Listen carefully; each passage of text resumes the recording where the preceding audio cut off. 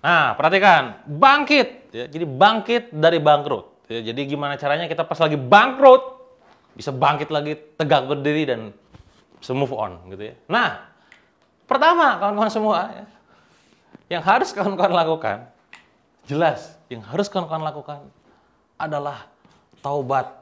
Ayo loh, ya, taubat. Ya, ini taubat beneran, serius. Ya. Taubat.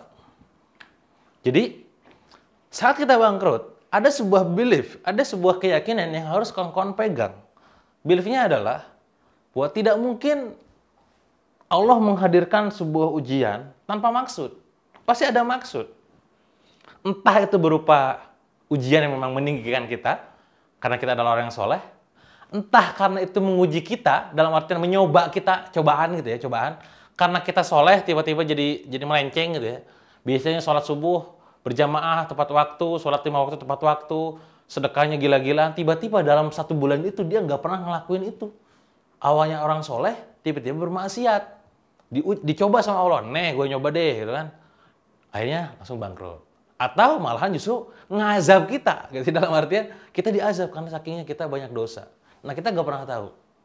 Tapi saran saya kawan-kawan semua, pastikan berada dalam kondisi bahwa kita menyesali dosa-dosa kita selama ini. Ketika itu saya bertanya sama guru saya, Pak, masalahnya nih, pada saat saya bangkrut, saya nanggung kerugian besar, bukan saya penyebab kesalahan tersebut, kebangkrutan tersebut. Ya, orang lain. Salah saya apa? Nah, nanyanya kayak gitu. Salah saya apa? Guru saya jawabannya enak, gitu ya. Lah itu dia Mas Dewa kesalahan kamu, gitu. Loh, apa Pak? Itu kesalahannya. Apa Pak? Mas Dewa tidak tahu kesalahan Mas Dewa apa, nusuk Pak, gitu ya. Jadi ternyata gua tuh nggak tahu kesalahan gua apa, ya. Artinya bisa jadi dosanya tuh terlalu banyak, ya. Dosa pribadi dengan diri sendiri, dengan Allah, ya, dengan orang itu banyak. Cuman kita nggak sadar. Makanya saran saya pada saat kita bangkrut, ya,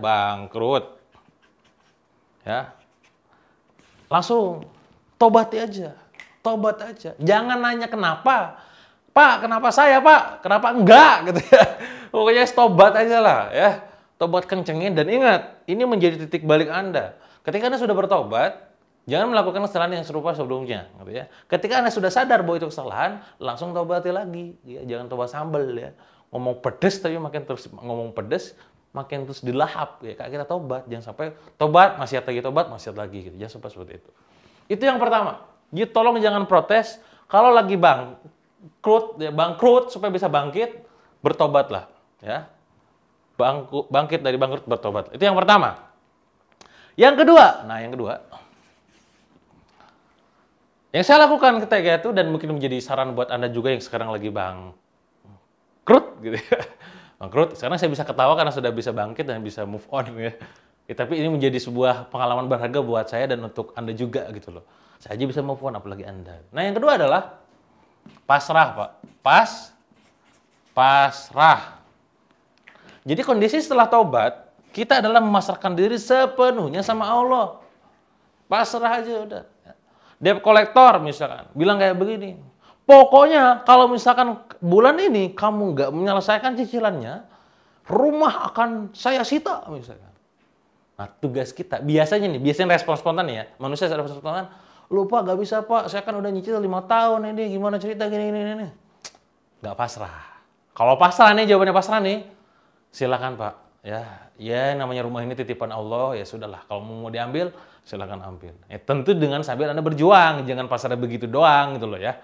Misalkan debt collector ataupun secara personal, orang investor lagi ke Anda. Kalau misalkan kamu gak bayar sekarang juga, nama baikmu gua cemarkan. Pokoknya kamu gak bakal keluar dari kota ini. Wah, sampai dicaci maki gila-gilaan.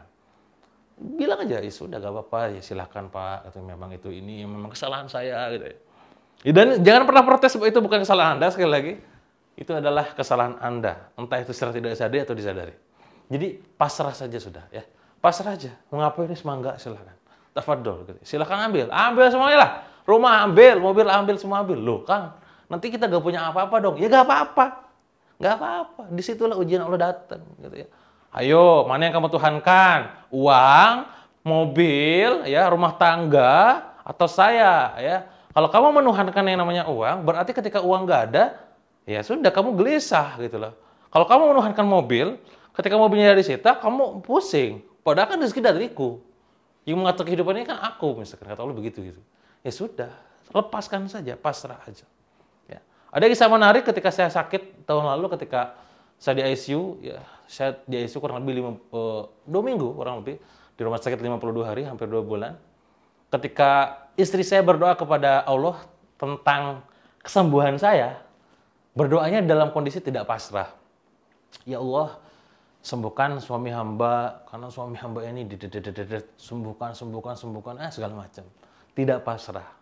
Bahkan sampai-sampai istri saya cerita sama saya, ya Bunda itu sampai-sampai ngancem gitu, tanda kutip ngancem. Ya Allah, mana katanya ya Rahman, mana katanya ya Rahim, nyembuhin aja nggak bisa gitu. Sampai sebegitunya, nggak pasrah sama Allah. Parah banget ya gitu. Tapi suatu ketika kondisi saya sudah kondisi drop, gila-gilaan drop, ya udah masuk ventilator, udah 50-50, 50-50 antara lewat dan hidup, istri saya mulai di situ mulai sadar. Ternyata tidak bisa dengan cara seperti itu. Istri saya berdoa sama Allah, ya Allah, ya kalau memang nasib yang terbaik untuk suami hamba adalah sakit, hamba ridho. Gitu ya. Kalau memang diambil, hamba pasrah. Kalau memang kembali sembuh, hamba tidak akan menyanyiakan di waktu yang tersisa nanti. Misalkan. Pasrah aja, pasrah. Pokoknya apapun yang kamu keputusanmu, saya serahkan padamu. Ternyata pada saat kondisi pasrah, saya mulai langsung kode itu langsung terbangun. Ya. Langsung saya bilang ke dokter dan kode-kode getipan mata dan gerak-gerak. Dan akhirnya saya kembali sadar, istri saya dipanggil, suami Mbak sudah kembali pulih dari kritisnya. Gitu. Perhatikan kekuatan dari yang namanya pasrah. Nah sama dalam hidup juga tuh, kondisi ada lagi bangkrut, pasrah aja udah, ya. Gak usah banyak alasan, ya sudahlah pasrah aja. Ya. Hilangkan, lepasin semuanya ya. Lepasin semuanya ke Allah, pasrahin diri. Itu yang kedua. Yang ketiga, nah ini setelah pasrah adalah yakin. Ya, yakin. Hakul yakin. Ya. Nah banyak orang Pak, Bu, ya kalau misalkan kondisi lagi jatuh, itu dia udah gak yakin lagi tuh. Ya. Dia bilang ngomong dengan kalimat motivasi ketika dia kondisinya sukses, kaya gitu ya. Tenang, kita begini. Iya, karena duitnya banyak. Karena rumahnya banyak, karena mobilnya gede dan segala macam, ya. Kondisi tidak punya uang, ya, tidak ada keyakinan lagi. Berarti yang membuat dia yakin sebenarnya bukan Allah. Bukan keberadaan Allah, tapi keberadaan uang. Nah, hati-hati kawan-kawan semua, ya. Jadi kondisi lagi jatuh nih ya, sudah yakin aja. Ya. Yakin apa, Mas? Yakin apa, Kang? Yakin bahwa ini masalah bakal selesai, ya. Yakin bahwa ujungnya nanti bakal indah buat kita. Ya. Yakin bahwa nanti nih sekarang hidup ini nih bakal membuat kita menjadi bahagia di masa depan dan menjadi sebuah cerita yang menggelitik buat turunan kita. Yakin bahwa Allah tidak akan menguji kita di luar kemampuan. Nah itu yakin, ya. Hakul yakin. Nah, sering saya katakan juga kepada kawan-kawan yang lagi bangkrut, kamu bolehlah kehilangan seluruh hartamu, ya, duit udah nggak ada, rumah disita, mobil dijual, perhiasan udah hilang semuanya, kayak gembel gitu ya. Gak apa-apa, sekali lagi gak apa-apa. Gak apa itu semua hilang. Satu yang gak boleh hilang, keyakinan. Jadi keyakinan apa? Keyakinan sama Allah, keyakinan bahwa kita tuh bakal bisa kembali lagi kepada jalan yang memang benar, yang sesuai dengan Allah perintahkan, dan dengan jalan itulah kita bisa mampu bangkit dari kebangkrutan. Itu nomor 3, yakin. Nomor 4, nah ini. Nomor 4 baru gerak Bapak Ibu ya. Nomor 4 gerak kawan-kawan ya, gerak. Maksudnya apa Kang gerak? Nah biasanya Pak, Bu ya, Mas, Kang, Teh, Mbak gitu ya. Allah pokoknya lah ya.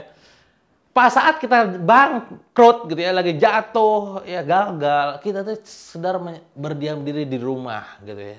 Kita nggak ngapa-ngapain, ya pusing. Saya punya kawan Bapak Ibu ya, bukan kawan sih, tetangga di daerah Sumedang sana. Yang dia utangnya nggak seberapa, nggak nyampe 100 juta. Tapi dia nggak berani keluar rumah. Karena apa? Itu tadi sifat pecundang yang tadi saya tulis ya. Sifat pecundang. Sudah, aku takut, aku frustasi, aku nggak mau lagi ketemu trauma dan lain-lain. Ya, mereka nggak gerak. Padahal tugas kita pada saat bangkrut adalah bergerak. Dan memang seringkali tidak masuk akal Pak, gitu ya. Dulu pada saat saya bangkrut, yang saya lakukan pada saat saya bergerak adalah bergerak dengan berjualan ceker pedas, jualan keripik pedas saja, kayak hidupnya pedas gitu ya.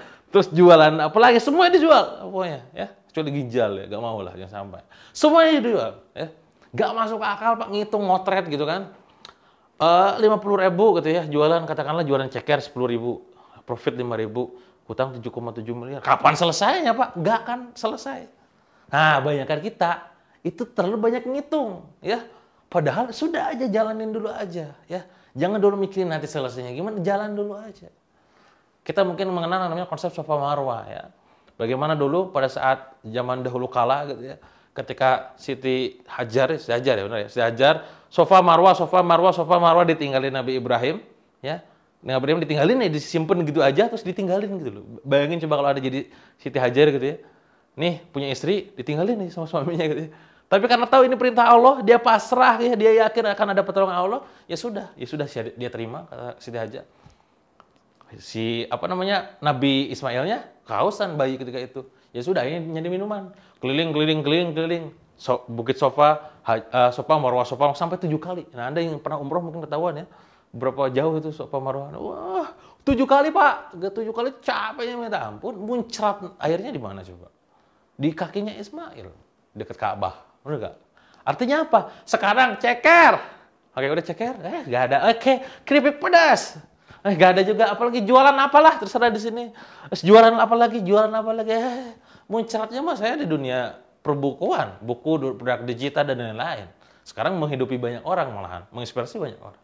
Kita gak pernah tahu rahasia Allah, kita gak pernah tahu skenario Allah. Tugas kita adalah bergerak. Ya, gerak aja udah, gerak, jangan banyak protes, gerak dulu aja. Nah, ini adalah 4 poin, 4 hal yang bisa Anda lakukan pada saat Anda bangkrut. Saat Anda gagal, ingat 4 poin ini. Pertama adalah tobat, 2 pasrah, 3 yakin, 4 gerak. Kang, dari tadi gak dikasih tahu solusinya kayak apa, cara nyelesain utangin segala macam. Nah ini ketika mikir kayak begini nih, artinya apa? Anda terlalu fokus pada yang namanya solusi. Padahal kondisi lagi jatuh, Anda harus bercermin terhadap diri sendiri dulu. Selesaikan dulu diri sendiri sama Allah ya. Nanti solusi bakal datang dengan sendirinya. Nanti di video yang lain saya jelasin. Itu aja mungkin dari saya untuk video kali ini. Semoga bermanfaat buat Anda. Ayo move on, jangan terus-terusan bangkrut, jangan terus-terusan gagal. Harus gerak ya. Sampai jumpa di video berikutnya. See you.